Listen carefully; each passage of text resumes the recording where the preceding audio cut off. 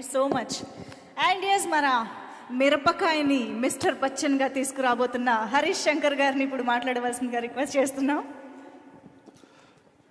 Good evening, everybody. First of all, congrats, Karthik. A great film. కారైక్కుడిలో shooting చేస్తున్నాం mister Bachchan. So same production company కాబట్టి అక్కడ special show arrange చేశారు మాకు. Eagle first half చూసి డీసెంట్గా ఉంది, బాగుంది అనుకున్నాను. సెకండ్ హాఫ్ చూసిన తర్వాత మైండ్ బ్లోయింగ్ అనిపించింది. Amazing film. అంటే ఇలాంటి పాయింట్ని ఇంత స్టైల్గా చెప్పడం అనేది మామూలు విషయం కాదు కార్తీక్. ఇదే కథ నాకు ఇచ్చి ఉంటే నేను ఇంత ఇంపాక్ట్గా తీసేవాడిని అయితే కాదనిపించింది సినిమా చేసినప్పుడు. Let me be honest with you. And cinema release ముందు అప్పటి నుంచి కూడా అన్నయ్య ముగ్గురు గురించి బాగా మాట్లాడుతున్నారు. మణిబాబు అనే అబ్బాయి డైలాగ్ చాలా బాగా రాశాడు రా, అదిరిపోద్ది చూడు అని. మణిబాబు కంగ్రాచులేషన్, అప్పుడే మీరు సక్సెస్ఫుల్ రైట్ అనుకున్నాను. ఆ తర్వాత దేవ్ జాండ్, మీ పేరుని ప్రాక్టీస్ చేసినట్టు నా లైఫ్లో నేను చదువులు కూడా అంత ప్రాక్టీస్ చేయలే. చూడండి ఈయన పేర్లో ఇప్పుడు మనం ఎప్పుడైనా జీ అంటాం చూసారా, అలాగే దేవ్ జాండ్ పేరులోనే మ్యూజిక్ ఉంది. ఇంకెవరి పేర్లో అంత మ్యూజిక్ లేదు. దేవ్ జాండ్ అంటేనే అది ఒక సౌండ్ వస్తుంది. ఎక్స్ట్రాడినరీ వర్క్ అండి. నేను పేరు చేసి మీరు తెలుగు రాదేమో, అనవసరంగా పొగిడితే వేస్ట్ అయిపోతామో అనుకున్నాను. మీరు తెలుగు మాట అయితే చాలా రిలీఫ్ అనిపించింది నాకు. ఎక్స్ట్రాడినరీగా చేశారు, super work and congratulations. Long way to go. Karthik గురించి స్పెషల్గా మాట్లాడాలి, ఎందుకంటే తను నీ గురించి మాట్లాడడానికి ఒక చిన్న సందర్భం ఉంది, చెప్తాను నీకు. ట్రిపుల్ మీడియా ఫ్యాక్టరీతో అండ్ నేను ఇప్పుడు మిస్టర్ బచ్చన్ చేస్తున్నాను. ధమాకాకి ఈగిల్కి అసలు సంబంధం లేదు, మీరు చూసుంటారు. అలాగే ఈగిల్కి మిస్టర్ బచ్చన్కి ఏమాత్రం సంబంధం ఉండదు. 3 డిఫరెంట్ వైవిధ్యమైన సినిమాలు మా రవినీకి అందించినందుకు మనస్ఫూర్తిగా నేను విశ్వప్రసాద్ గారికి కృతజ్ఞతలు చెప్పుకుంటున్నాను. అలాగే మా వివేక్ గారికి థ్యాంక్ యూ సార్. డెఫినెట్గా దేవుడు మెయిల్ చేస్తే, వెబ్సైట్లో అనుకూలిస్తే మనం కూడా హ్యాట్రిక్ కొడదాం. ఒక ట్వీట్, నాకు సినిమా చూసిన తర్వాత, అంటే మేము షూటింగ్లో ఉన్నాం కదా, సినిమా చూడలేదు, నైట్ సినిమా చూసాం. అందరిలాగే నేను కూడా సోషల్ మీడియాలో ఏంటి సినిమా అని చూస్తుంటే లవ్ స్టోరీ లేదు అని ఎక్కడో ట్వీట్ చూశాను. దీంట్లో లవ్ స్టోరీ ఇంకా బాగా చేయొచ్చు, లవ్ స్టోరీ ఇంకా బాగా చేయాలో అదేదో అన్నారు. నాకు అనిపించింది, ఇప్పుడు ఏమైనా టైటిల్ ఏమైనా ప్రేమ పావురాలు అని పెట్టారా దీనికి? మన లవ్ స్టోరీ ఎక్స్పెక్ట్ చేయడానికి ప్రేమ పావురాలు, ప్రేమ పంజరం, ప్రేమాలు ఏమైనా పెట్టామా టైటిల్? తుపాకీ పట్టుకొని అంత గడ్డం పెంచుకొని షూట్ చేసుకుంటూ వెళ్తుంటే ఇలా లవ్ స్టోరీ ఎక్స్పెక్ట్ చేసామంటే ఏంటి అసలు నాకు అర్థం కాలే బేసిక్గా. మీరు అంటే ఇప్పుడు ఏం మాట్లాడినా మళ్ళీ ఏమవుతుందంటే మళ్ళీ కాంట్రవర్సీ, అలా అన్నాడు ఇది అన్నాడు ఇవన్నీ అనుకుంటారు. మీరు అనుకోవడం మానరు, నేను అండమ్మా అను, అది సరిపోతుంది. అలాగా కార్తీక్ అనే వ్యక్తి గురించి ఒకసారి ఆలోచించుకుందాం. క్రిటిసైజ్ చేసే ముందు అన్ని సినిమాలు అందరికి నచ్చాలని లేదు. చాలామంది నా దగ్గరకు వచ్చి సార్ మీ గబ్బర్ సింగ్ అంటే మీ మిరప కంటే షాక్ నచ్చింది అంటుంటారు. ఏం మాట్లాడి నేను తెల్లమో వేసుకొని నిలబడతా, నీలాంటి వాళ్ళు ఆ రోజు స్టేట్ అంతా ఉంటే బాగుండు అనుకుంటా. అన్ని సినిమాల్లో అందరికి నచ్చాలని రూల్ లేదు. ఈగల్ బాగా నచ్చిన వాళ్ళు ఉండొచ్చు, నచ్చిన వాళ్ళు ఉండొచ్చు, ఎలా ఉండొచ్చు. But should understand one thing, criticise చేసే ముందు తను ఒక ఎక్స్ట్రానరీ కెమెరామెన్. కార్తీక్ గట్టని అనే వ్యక్తి ఒక ఎక్స్ట్రానరీ కెమెరామెన్, చాలా కంఫర్టబుల్. అతను కనుక సినిమాటోగ్రఫీ చేయాలనుకుంటే చేతిలో 10 సినిమాలు ఉంటాయి ఎప్పటికీ. నాకు తెలిసి చాలామంది నా దగ్గరకు వచ్చి మా అసిస్టెంట్స్ లేకపోతే యంగ్స్టర్స్ వచ్చి కథలు చెప్తే మేము డైరెక్షన్ చేద్దాం అనుకున్నప్పుడు కెమెరా అంటే కార్తీక్ కావాలి సార్ ఇంతమంది చెప్పారు నా దగ్గర.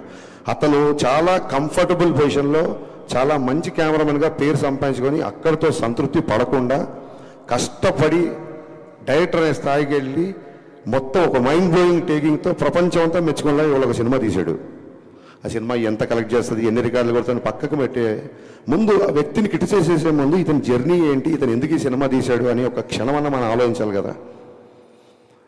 ఆ రకంగా ఆ మాట అనేసరికి నాకు నిజంగా చాలా ఫీల్ అయ్యాను. ఇంక అప్పటికి సినిమా చూడలేదు కాబట్టి ఏంటి లవ్ స్టోరీ అంటారు. తర్వాత ఆరాధిస్తే తెలిసింది ఈ బ్యాచే RRRలో రొమాన్స్ లేదని అన్నారంట. ఆ తర్వాత తెలిసింది నాకు.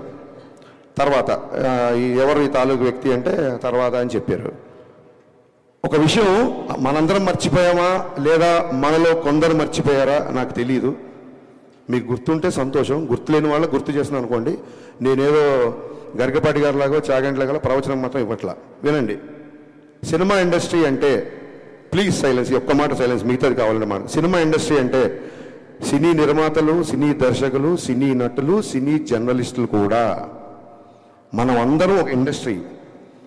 మీరు మా మీద రాళ్ళు, మేము మీద రాళ్ళు వేసుకోవడానికి మీరు ఆ గట్టున మేము ఈ గట్టున లేవు. సినీ జర్నలిస్టులు అంటే part of industry. Please don't ever forget that.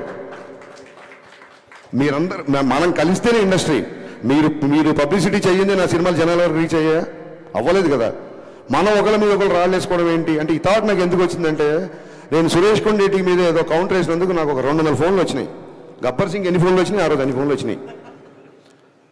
నేను రియలైజ్ అయ్యా, మళ్ళీ వీడియో చూసా, ఎందుకు ఎంతమంది ఫోన్ చేస్తాను వీడియో చూసా. నేనేం పెద్ద గొప్పగా మాట్లాడలా, మామూలుగా నా ఫ్లోలోనే మాట్లాడు అంతే. నేనే నాకు సురేష్ కొండేటితో నేను ఆయన సురేష్ కొండేటి నేను కౌంటర్ వేస్తే దానికి అప్రిషియేషన్ ఏంటిది చూస్తే నాకు అర్థమైంది ఏంటంటే, నేను గొప్పగా మాట్లాడలా, అతను చాలా సందర్భాల్లో తప్పుగా మాట్లాడాడు. అతని తాలూకున్న కసి నా పట్ల అప్రిషియేషన్గా మారి అన్ని ఫోన్లు వచ్చాయని నాకు అర్థమైంది. నేను పడగొట్టే ప్యాచ్, పడిపోయే ప్యాచ్ కాదు పన్ను. సో నా తర్వాత అనిపించింది, ఇతను ఎవరు 10 ఏళ్ళ షాక్. అప్పటి నుంచి నాతో ట్రావెల్ అవుతాడు సురేష్ కొండేటి. కరెక్ట్గా లైట్లకి కెమెరాలు మైక్లు అనేసరికి మనం ఆ గట్టు ఈ గట్టు అని ఎందుకు అనుకుంటున్నాం? మనం ఒక ఇండస్ట్రీ కదా, సినీ జర్నలిస్టులు అందరూ మన ఇండస్ట్రీ కదా. I didn't enjoy it. Suresh కొండేటిని ఏదో కౌంటర్ వేసా 10 మంది ఫోన్ చేస్తే నేను దాన్ని ఎంజాయ్, నాకు చాలా బాధ వేసింది తర్వాత ఆలోచించుకుంటే. ఎందుకు అనవసరంగా మనం ఒక ఇండస్ట్రీ కదా, సోషల్ మీడియాలో బయట వాళ్ళు జనాలు మనం చూసి నవ్వుకోవడం ఏంటి అని అనిపించింది సీరియస్గా. మేము ఏ పొలిటికల్ ఎజెండా లేకుండా సినిమాలు తీస్తున్నామని చెప్పట్లా, తీయాలి అని చెప్తున్నా. మేము ఒక వ్యాపారం చేస్తున్నాం. సినిమా ఫస్ట్ కళాత్మకత, రెండో వ్యాపారం.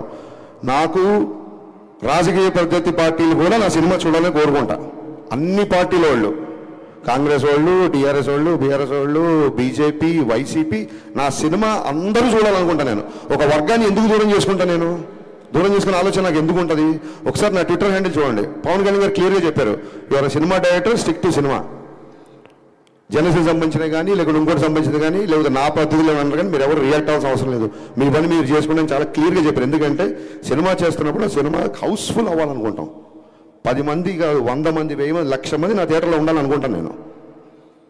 ఒక ప్రత్యేక ఎజెండా అంటే ఉండదు. నిన్న ట్వీట్ ఎందుకంటే బాధేసింది, అరే రెండో సినిమా చేస్తున్నాడు, మేము ఉన్నాం కదా బండబారిపోయి మీ మాటలకి, మీ ట్రోలింగ్లకి, మీ అన్నిటికీ మా మీద అయ్యండి సెటర్లు, మేము రెడీ. అతను రెండో సినిమా, ఒక అద్భుతమైన కెమెరామెన్ ప్యాషన్తో ఒక సినిమా తీశాడు. ఇలాంటి రేటింగ్లు, ఇలాంటి నెంబర్లు, ఇలాంటి కామెంట్స్ మీకు నచ్చలేదు వదిలేయండి. సంస్కృతంలో సామెత ఉంది, నప్రియాత్ సత్యం అప్రియం. అవతల వ్యక్తికి నచ్చని ఒక సత్యాన్ని కూడా చెప్పొద్దని ఒక సామెత ఉంది. మన ఇండస్ట్రీ కదా, మన వ్యక్తి కదా, వాడికి ఏం మీరు ఆకాశం మీద పెట్టకర్లా. ఏమైపోయిందంటే ఒక చిన్న లైన్ మిస్ అవుతున్నాం. క్రిటిసిజంకి, ట్రోలింగ్కి తేడా తెలియకుండా పోతుంది. విమర్శ వేరు, ఎద్దేవా ఎగతాళి వేరు. ఎవరో సోషల్ మీడియాలో ఫ్రస్ట్రేటెడ్ యూతో, ఫన్ కోసం చేసే యూతో ట్రోల్ చేస్తారంటే అర్థం ఉంది. మన రివ్యూలు కూడా, మన మనుషులు కూడా ట్రోలింగ్ స్థాయికి దిగజారిపోతున్నారు. అక్కడ బాధేస్తుంది. క్రిటిసిజంకి ఎవరు అనరే, ఇక్కడ హరీష్ శంకర్ ఈ సీన్ దగ్గర పట్టు తప్పాడు, ఇక్కడ డైరెక్షన్ బాగాలేదు, ఈ సీన్ సరిగ్గా రాయలేదు. అద్భుతమైన క్రిటిసిజం కదా, క్రిటిసిజం చేయండి. ఎత్తేవా ఉన్న ఎగతాళి స్థాయికి వెళ్ళిపోతుంది, అక్కడ బాధేస్తుంది. ఇవన్నీ జరిగిన తర్వాత ఏమంటారంటే, మళ్ళీ మైకి తీసుకున్నాడు, మళ్ళీ గట్టిగా మాట్లాడంటారు. ఖచ్చితంగా గట్టిగా మాడతాను. 4 ఏళ్ళు అయింది, సినిమా లేట్ అవుతుందని చెప్పి ప్రొడ్యూసర్ ఇంట్లో కూర్చొని తెల్లార్ల వరకు మద్యం తాగాడు ఒక డైరెక్టర్. ఇతను పవన్ కళ్యాణ్తో బ్లాక్ బస్టర్ తీసి ఎంతకుముందు ఇంకెవరు? ఇది మళ్ళీ ఆడికి ధైర్యం ఉండదు, మొత్తం రాసిన ధైర్యం ఉండదు. ఒక షాడో పెట్టి పెడతాడు, దమ్ముంటే నా ఫోటో వేసి హరీష్ శంకర్ తెల్లార్లు తాగాడని రాయి, దాని తర్వాత నేను కౌంటర్లు వేస్తాను. నువ్వు నాకు ఏమైనా ఐస్ వేసావా? నాకు పెగ్గు కలిపావా? ఎరా పెగ్గు పట్టరా అంటే నువ్వు పెగ్గు తీసుకొచ్చావా? ఏంట్రా నీ సోర్సు? పోనీ ధైర్యంగా ఫోటో వేసి రాయడు ఒక చిన్న షాడో. హౌ లాంగ్ అండి? How long we should take all this non sense? I'm asking. ఇప్పుడు ఏమంటారు, ఇంకా మళ్ళీ మొదలు, రేపొద్దు నీ సినిమా కూడా వస్తుంది కదా, నీది కూడా చేస్తావు కదా. మాటకు ముందు ఆ గ్యాప్ వచ్చింది. నేను ఇప్పుడు 2 సినిమాలు షూటింగ్ చేస్తున్నా, ఉస్తాద్ భగత్ సింగ్, మిస్టర్ బచ్చన్. అతి త్వరలో ఇంకో 2 పెద్ద హీరోలతో అనౌన్స్మెంట్ రాబోతున్నాయి, సినిమాలు చేయబోతున్నా. ఇది ఏంటి ప్రోగ్రెస్ రిపోర్టా? మా నాన్నలాగా మీరు నా స్కూల్లో ఏమైనా ఫీజు కట్టారా? నేను ఏం చేస్తాను మీకు చూపించుకోవడానికి? 4 సంవత్సరాలు కుదరకపోతే నా 5 ఏళ్ళు కుదరదు. ఏంటి మీ ప్రాబ్లం ఏంటి? మీ ఇంటికి వచ్చి అడుగుతున్నానా? నా రెంట్ కట్టండి అన్నా, ఇంకోటి చేయండి అను. సినిమా లేట్ ఉందని ఫ్రస్ట్రేషన్తో ఇదా? నాకు తర్వాత అనిపించింది, ఎక్కడో చదివా, హరీష్ శంకర్ తాగిన మద్యం గురించి మాట్లాడడం కాదు. మన మన మన మన వాడు ఎలా ఉంటారంటే, శ్రీశ్రీ రాసిన పద్యం కంటే కూడా శ్రీశ్రీ తాగిన మద్యమే ఎక్కువ ప్రాచుర్యం పొందిందని చెప్పాడు ఒక కవి. విపరీతమైన పర్సనల్ అటాక్. మేమేమన్నా గాంధీ మాత్రం చెప్పామో మీకు? మేమని చెప్పామో మీకు విపరీతం అయిపోయింది. నాకు కార్తీక్ పరీక్షలో నేను ఆ విషయంలో చాలా ఫీల్ అయ్యా. రేపు మన సినిమాలు వస్తున్నాయి, రేపు పొద్దున ఖచ్చితంగా పీపుల్ మీడియా ఫ్యాక్టరీ విశ్వప్రసాద్ గారు చాలా ఓపెన్గా చెప్పారు 100 సినిమాలు చేస్తానని. మేము అన్ని సినిమాలు చేస్తామని తెలియదు, ఎందుకంటే మీకు చూస్తున్నారు కదా 3 ఏసి 2 ఏసి ఏళ్ళు పడుతుంది మరొక సినిమాకి. సో అన్ని సినిమాలు తీయొచ్చు తీయకపోవచ్చు. ఒకసారి మా గ్రూప్లో, మా డైరెక్టర్ గ్రూప్లో రాఘవేంద్ర గారు ఏదో సినిమాకి 27 years 100 films 150 అనేది పెట్టారు. మేము అందరం కంగ్రాట్ చేసాం. నేను అన్నాను మేము 100 yearsలో కూడా 27 సినిమాలు తీయలేమేమో ఇప్పుడున్న పరిస్థితులు అని చెప్పాను. ఇక్కడ నెంబర్ ఆఫ్ సినిమాలు వస్తాయి, మాలో విషయం ఉన్నంత వరకు మేము నిలబడతాం. ఆయన 100 సినిమాలు చేయడానికి వచ్చిన ప్రొడ్యూసరు, ఆయన 100 సినిమాలు తీద్దాం అనుకున్నప్పుడు ఎన్ని లక్షల మందికి వస్తుందో, ఒక దాన్ని ఏమంటారు, ఒక ఉపాధి వస్తుందో ఒకసారి ఆలోచించండి. సేవ్ టైగర్స్ కాదు, సేవ్ ప్రొడ్యూసర్స్. మనం మీడియా అవ్వచ్చు, మీరు అవ్వచ్చు, మేము అవ్వచ్చు.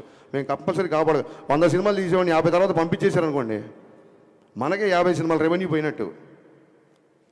రేపు మీ సినిమాలు వస్తున్నాయి, రాస్తారు, అది ఇది అంటారేమో. పర్టికులర్గా మళ్ళీ గుమ్మడికి వెళ్దాం కంటే అందరు భుజాలు అనుకోకండి. పర్టికులర్గా సదరు వెబ్సైట్కి చెప్తున్నా, మీరు ఏమన్నా రాసుకోండి. ఎందుకంటే ఈ ట్రోలింగ్లు మీకు కొత్తనేమో. సినిమా పుట్టాక వెబ్సైట్లు పుట్టాక సినిమాలు పుట్టాకే వెబ్సైట్లు పుట్టాయి. మేము ఇంట్లో నుంచి బయలుదేరి వచ్చే ముందు డైరెక్షన్ చేద్దాం అన్నప్పుడు ఫస్ట్ ట్రోలింగ్ స్టార్ట్ చేసింది మా అమ్మ, మా నాన్న. వీడి మొహానికి వీడు పెద్ద డైరెక్టరు అని. ఆ తర్వాత మా బంధువులు, మా ఫ్రెండ్స్, మా నేబర్స్, హరీష్ గారు పెద్ద స్పీల్బర్గ్ అంటారా, సినిమాలకు వెళ్తానంటారా, ఈడో పెద్ద మండరత్నం అంటారా అని చెప్పి అన్నారు. మాటలు అందరూ అన్నారు. ఈ ట్రోలింగ్లు మాకేం కొత్త కాదు. ఇప్పుడు మీరు చేసే ట్రోలింగ్ అసలు అప్పుడు ఏమీ లేనప్పుడే ట్రోలింగ్ చేస్తున్నారు. ఈ ట్రోలింగ్లు అన్నీ మాకు ఎప్పుడూ అయిపోయినాయి. ఎందుకు ఫర్దర్గా కూడా మేము తీసుకుంటామంటే, నేనే కాదు, హీరో అవ్వచ్చు, హీరోయిన్ అవ్వచ్చు, అసిస్టెంట్ డైరెక్టర్ అవ్వచ్చు, మ్యూజిక్ డైరెక్టర్ అవ్వచ్చు, అన్నిటికీ తెగించే ఇక్కడికి వచ్చాము. Just I want make it remind. మీ అందరూ గుర్తుపెట్టుకోండి, అన్నిటికీ తెగించి ఎన్నో సౌఖ్యాలు సుఖాలను త్యజించి ఇక్కడికి వచ్చి నిలబడ్డాం. రేపొద్దున మళ్ళీ అటాక్ స్టార్ట్. నేను మళ్ళీ చెప్తున్నా, సినిమా ఇండస్ట్రీ అంటే సినీ జనరేషన్ అందరూ అని చెప్పి నేను స్పీచ్ స్టార్ట్ చేశాను. లేదు రేపొద్దున ఇలాగే పగబడతాం, ఇలాగే ఆర్టికల్ రాస్తాం అనుకుంటే, మీరు అభిమానించే వ్యక్తే ఒక జెస్చర్ చెప్పాడు. ఆ జెస్చర్ మీకు గుర్తు చేస్తున్నా, రాసుకోండి. Thank you.